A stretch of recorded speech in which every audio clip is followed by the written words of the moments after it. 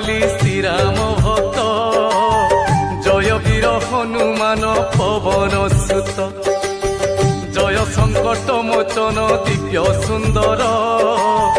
जय अंजनेय जय परम वीर तुम्भ चरण रे करी कोटि प्रणाम आह कोटि प्रणाम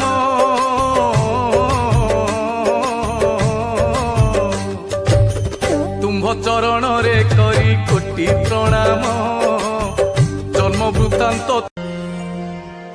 अथ ध्यानं प्रवक्ष्यामि